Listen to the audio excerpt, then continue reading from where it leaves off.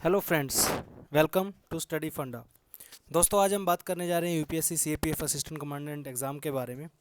Paper 2 में दोस्तों एक टॉपिक आता है काउंटर आर्गूमेंट से रिलेटेड, ओके, जिसमें आपके दो क्वेश्चन पूछे जाते हैं और हर क्वेश्चन 20 मार्क्स का होता है। तो जो काउंटर आर्गूमेंट पूरा है वो आपका 40 मार्क्स का होता है। दोस्तों, ये बहुत ही इंपॉर्टेंट जो है टॉपिक है इस एग्ज़ाम के पेपर 2 से रिलेटेड, ठीक है। इसमें आपकी वर्ड लिमिट जो होती है ऑलमोस्ट 200 वर्ड्स की होती है एक काउंटर आर्गूमेंट के लिए, ओके। आपको दो दिए होंगे, आपको दोनों ही करने होते हैं, ठीक है। ये काफ़ी स्कोरिंग पार्ट होता है दोस्तों। अगर आपको टॉपिक समझ में आ जाता है अच्छे से और आप उसके बारे में लिखते हो तो 40 मार्क्स में से अबाउट 20 to 25 मार्क्स आप बड़े प्यार से ले सकते हैं। और आपके जो स्ट्रक्चर के नंबर होते हैं वो आपको मिलते हैं इसमें। और उसके अलावा अगर आप अच्छे वर्ड्स का यूज़ करते हैं, मतलब एग्जामिनर को लगता है कि आपने कुछ अच्छा लिखा है, तो उसके भी आपको मार्क्स थोड़े अच्छे मिल जाते हैं और आसानी से आप 20 to 25 मार्क्स फैच कर सकते हैं इसमें, ठीक है, काउंटर आर्गूमेंट में। देखिए दोस्तों, यूपीएससी में आपको पता ही होगा, क्योंकि काफ़ी दिन से आप तैयारी भी कर रहे हैं। जो मतलब नए जो हमसे जुड़े हैं उनको बताना चाहूँगा कि 50% पे सिलेक्शन आपका हो जाता है, ठीक है। मतलब अराउंड 50% से अगर आपके 2 या 3% ऊपर हैं तो डेफिनेटली आपका सिलेक्शन हो जाता है। मार्क्स इसलिए ही कम दिए जाते हैं यूपीएससी में क्योंकि बच्चों को क्या होता है, एग्जैक्ट लिखने का नहीं पता होता कि इस टॉपिक के बारे में एग्जैक्ट क्या लिखना है, क्या एग्जामिनर की डिमांड है और क्या वो एक एस्पिरेंट से चाहते हैं, ठीक है। तो आप अपना स्ट्रक्चर सही रखिए काउंटर आर्गूमेंट में, और ऐसे वगैरह हर टॉपिक के बारे में मैं बता रहा हूँ, ठीक है। तो आपके डेफिनेटली मार्क्स ज़्यादा आएंगे एक एवरेज स्टूडेंट से और आपके सिलेक्शन के चांसेस बढ़ जाएंगे, ठीक है। चलिए दोस्तों, आगे बढ़ते हैं। देखिए, काउंटर आर्गूमेंट लिखने के 3 तरीके हैं आपके पास, ठीक है ना। उन तीनों में से आपको जो सूटेबल लगे आप वो लिख सकते हैं। जो मैं बताऊँगा, जो हम प्रेफर करते हैं, वो भी आपको बताऊँगा, ठीक है। तो सबसे पहला जो तरीका होता है दोस्तों, पैराग्राफ टाइप में होता है, ठीक है, कि आप पैराग्राफ टाइप में आप लिख सकते हैं काउंटर आर्गूमेंट, ठीक है। काउंटर आर्गूमेंट बेसिकली क्या होता है, एक स्टेटमेंट दी होती है आपको कोई भी, ठीक है। उसमें आपको क्या लिखना होता है, उस स्टेटमेंट को आपको सही भी बताना होता है और गलत भी बताना होता है। मतलब क्या होता है, उस स्टेटमेंट के इन फेवर में आपको कुछ पॉइंट्स देने होते हैं, फिर उन जो पॉइंट्स आपने दिए हैं उनको फिर काउंटर करना होता है, ठीक है। फॉर एग्जांपल आपको मैं बताता हूँ जैसे कोई भी टॉपिक ले लीजिए। जैसे एक टॉपिक है, जैसे EVM versus ballot paper, okay.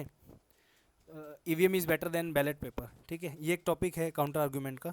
तो इसमें क्या करना है, आपको इन फेवर में लिखना है ईवीएम के, ठीक है। तो पहले आप क्या करेंगे, जो इसमें जो मेन काम होता है ना दोस्तों, वो काउंटर का होता है। इन फेवर में सब लिख देंगे, सब ये बता देंगे ईवीएम जो है जो बेटर देन है बैलेट पेपर से, ठीक है। लेकिन जो पॉइंट्स आप बताओगे, ठीक है, उनको काउंटर करना है, वो सबसे मेन चीज़ है, ठीक है। तो सबसे पहले आपको क्या है, जब भी आपको ऐसा कुछ लिखना है तो सबसे पहले आप टॉपिक को अच्छे से समझिए कि एग्जामिनर ने क्या पूछा है उसके बारे में, ठीक है। For example, EVM is better than ballot paper, ठीक है। तो आपके माइंड में तभी के तभी स्ट्राइक करेंगी जो बेस्ट चीज़ें होती हैं ईवीएम के बारे में, कि इलेक्ट्रॉनिक्स मीडिया है, ईज़ ऑफ इलेक्शन होगी इसमें, ठीक है। उसके बाद मैनुअल काम कम है, ये सब है, ठीक है। फॉर एग्जांपल आप लिखते हो कि ईज़ ऑफ इलेक्शन है, ठीक है, वो मतलब है इसमें ईज़ ऑफ इलेक्शन लगा लीजिए, या जो वर्कलोड है वो कम है, मतलब डायरेक्ट आप सीधा ये लिख सकते हो ना कि जो मैनुअल काम है वो बहुत कम है, ठीक है। तो अब इसके मैनुअल काम बहुत कम है, इसके आप काउंटर आप अपने दिमाग में सोचिए और कमेंट्स में बताइए क्या हो सकता है, ठीक है। उसके बाद दूसरा हम कहें कि एक इलेक्ट्रॉनिक है, मीडिया है, ठीक है। इसमें पेपर सेव होता है इसमें, डेफिनेटली है कि इलेक्ट्रॉनिक्स है तो पेपर सेव होगा, और मिलियन ऑफ ट्रीज़ है जो कटने से बचेंगे, ठीक है। तो इसका काउंटर आर्गूमेंट क्या होगा कि हाँ, ट्री तो बचेंगे लेकिन अगर ईवीएम में कुछ डिफेक्ट आया तो रिजल्ट जो है वो सारा का सारा ख़राब हो जाएगा, ठीक है। तो इस तरह से लिखते हैं काउंटर आर्गूमेंट, ओके। तो ये इसके इन फेवर में वर्ड हुए और काउंटर में जो ये पैराग्राफ टाइप का जो हमारा फर्स्ट टाइप है काउंटर आर्गूमेंट लिखने का, इसमें क्या होता है, बेसिकली आप पहरे में लिखेंगे आप, ठीक है, पैराग्राफ टाइप में लिखेंगे अपनी लाइनें, मतलब जोड़ जोड़ के, जैसे पैरा लिखते हैं ना पैराग्राफ, वैसे आपको लिखना है, ठीक है। काउंटर में भी सेम इसका कर देंगे, ठीक है। ये प्रेफर नहीं किया जाता है बेसिकली ज़्यादा, क्योंकि इसमें पता ही नहीं चलता है कि कौन से पॉइंट का कौन सा आपने वो दिया है, ठीक है। उसके बाद दूसरा है कंपैरिजन फॉर्म में, ठीक है। आप एक ऐसे लाइन लगाइए बीच में, ठीक है, इन फेवर लिखिए ऊपर और यहाँ पे काउंटर लिखिए, ठीक है। ऐसे लिख सकते हैं आप, जैसे A B C, A point B point C point, तो इधर भी लिख सकते हैं A point B point C point, ठीक है। इसमें भी आपको सेम चीज़ वही करनी है कि फर्स्ट पहले लिखा पॉइंट अपना, फिर पहले अपने सारे फेवर के पॉइंट लिख लीजिए आप, ठीक है, क्योंकि इसमें टाइम काफ़ी कंज्यूम होने वाला है। क्योंकि जो आपका जो फेवर के होते हैं वो तो आप हार्डली 2 से 3 मिनट में सारे सोच के लिख देंगे, ठीक है। लेकिन काउंटर में आपको सोचना पड़ेगा उस पॉइंट के बारे में कि इसका ड्रॉबैक क्या हो सकता है, जो मैंने बोला इसका काउंटर क्या निकलेगा, ठीक है ना। तो ये है, ये तरीका भी ठीक है दोस्तों, अगर किसी का इंग्लिश में थोड़ा सा काफ़ी बच्चों को दिक्कत आती है, जिन बच्चों को इंग्लिश में दिक्कत आती है, ठीक है, तो वो इस मेथड से प्लीज़ आप अटैम्प्ट कीजिए, ठीक है। क्योंकि क्या होता है, जब आप इस फॉर्म में लिखते हैं तो आपको छोटे वर्ड्स लिखने होते हैं, छोटे सेंटेंसेस, सॉरी, ठीक है। छोटे सेंटेंस जब आप लिखेंगे तो राइटिंग में ग्रामेटिकल मिस्टेक कम होगी और आपके मार्क्स थोड़े ज़्यादा आएंगे, ठीक है ना। तो ये वाला मेथड आप ऑप्ट कर सकते हैं अगर आप काउंटर आर्गूमेंट लिखना चाहते हैं तो। इसके अलावा एक और मेथड है, वो दिखाता हूँ आपको। उसके अलावा एक पैराग्राफ बुलेट फॉर्मेट है, ठीक है। इसमें क्या होता है, इसमें भी वही है, सेम इन फेवर लिखना है, ठीक है। टॉपिक के बारे में आपको ये नहीं लिखना है 1 2 3 4 ऐसे, ठीक है। सीधा आपको क्या करना है, डैश लगाने हैं, जैसे ये मैंने लगा रखा है। बाकी आपकी मर्जी, आप कैसे भी लगा सकते हैं, डजेंट मैटर, ठीक है। पॉइंट फॉर्म में लिखिए, जैसे एक पॉइंट को ऐसे डार्क करके आप लिख सकते हैं, ठीक है। इस तरह से कैसे भी करके लिखिए, ठीक है, मतलब सेम हो लगभग सारे। तो ये जैसे आपका पहला पॉइंट हो गया है, फिर उसके बाद दूसरा पॉइंट हो गया है, फिर ये तीसरा पॉइंट हो गया, ठीक है, ऐसे।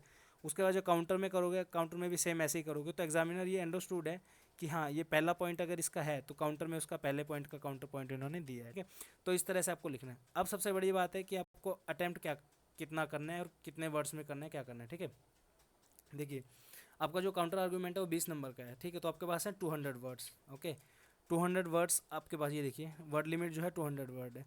तो इससे ज़्यादा मत लिखिए प्लीज़, रिक्वेस्ट है, क्योंकि ज़्यादा अगर इंस्ट्रक्शन को आप दी हुई इंस्ट्रक्शन को आप पढ़ते नहीं है ना अच्छे से, तो उसके जरूर एग्जामिनर नंबर काटते हैं। भले ही आपने लिखा हो, गलत लिखा हो, सही लिखा हो, उस पर इतना ज़्यादा फर्क नहीं पड़ता। लेकिन अगर आप इंस्ट्रक्शन को ही फॉलो नहीं कर रहे हो तो डेफिनेटली उनको लगेगा कि अभी ये ऐसा काम कर रहे हैं, कर को ऑर्डर इनको कोई दिया जाएगा तो उसको कैसे फॉलो कर लेंगे, है ना। तो ये सब है। तो इसलिए आपको एक चीज़ बताना चाहता हूँ कि प्लीज़ वर्ड लिमिट से ज़्यादा मत लिखिए, ठीक है। उसके बाद जब आप पॉइंट्स फॉर्मेट में कैसे भी लिखेंगे तो आपके जैसे इन फेवर और काउंटर में 3 या मैक्सिमम 4 पॉइंट होने चाहिए, इससे ज़्यादा मत लिखिए। 5 अगर लिखोगे तो वर्ड लिमिट क्रॉस हो जाएगी आपकी, ठीक है। और थोड़ा सा एक्सप्लेन भी करना है, ऐसे नहीं है सिंपल एक लाइन लिख दी आपने और हो गया, ठीक है, नहीं। वो थोड़ा सा अजीब सा लगता है, बचकाना सा लगता है। थोड़ा सा बड़ा इलेबोरेट करके लिखिए, अपने व्यूज़ को एक्सप्रेस कीजिए अच्छे से, ठीक है। तब आप थोड़ा सा, आपके मार्क्स जो हैं वो ज़्यादा आने के चांसेस रहेंगे। तब आपको 20 to 25 मार्क्स बड़े आसानी से मिल सकते हैं, ठीक है।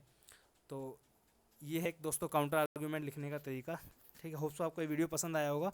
अगर आपका इस वीडियो से रिलेटेड कोई भी क्वेश्चन है तो आप मुझसे कमेंट्स में पूछ सकते हैं प्लीज़, ओके। और अगर वीडियो अच्छी लगी हो तो प्लीज़ इसे शेयर कीजिए अपने दोस्तों के साथ जो और इस पेपर की तैयारी कर रहे हैं, ठीक है। इस वीडियो को देखने के लिए आपका बहुत बहुत धन्यवाद दोस्तों। और जो नए लोग इस वीडियो को देख रहे हैं प्लीज़ हमारे चैनल को सब्सक्राइब कर लिए।